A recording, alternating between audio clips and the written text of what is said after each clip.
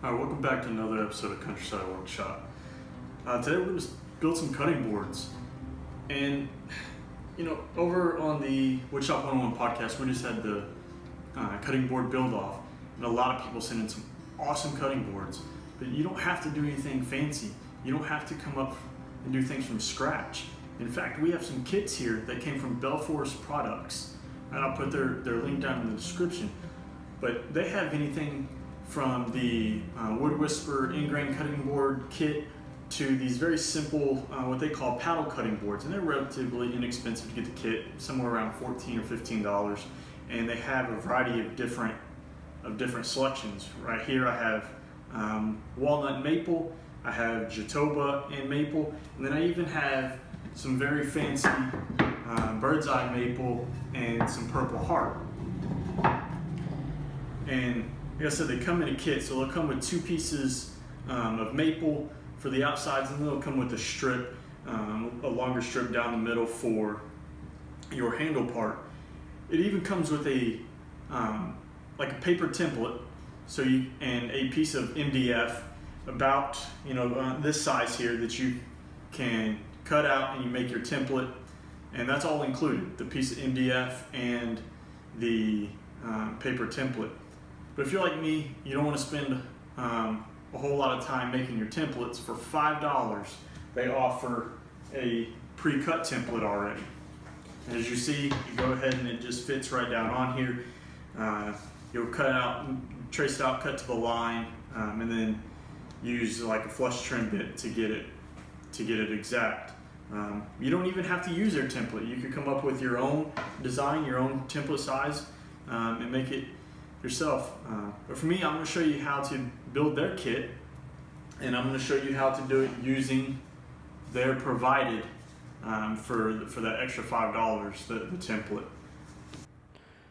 When you start applying your glue, you want to make sure you apply enough that you're going to have squeeze out and you're not leaving a dry joint. And you want to use a water resistant glue like a Titebond 2 or even a Titebond 3. Just be aware that your Titebond 3 will leave a darker line once the glue has fully cured.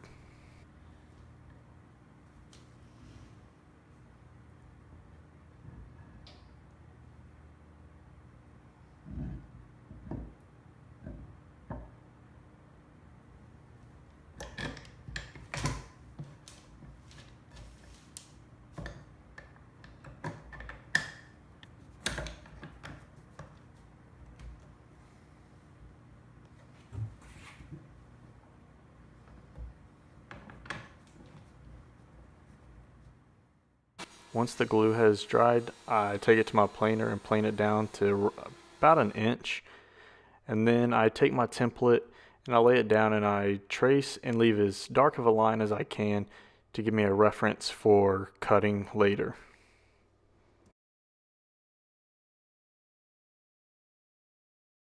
I choose to cut it down using my bandsaw, but you could use a jigsaw or a scroll saw, and I get it as close to the line as possible because I'm going to take it over to my router table and give it a nice flush trim with a flush trim bit. And the more you leave, the harder your router bit's going to have to work. So on all my cutting boards, I do a two-part finish.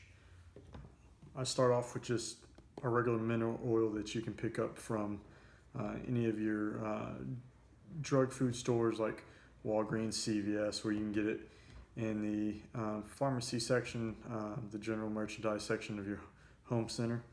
I put on a couple liberal coats of that, let it soak in, and I keep applying it until I kind of see it really stop to soak in.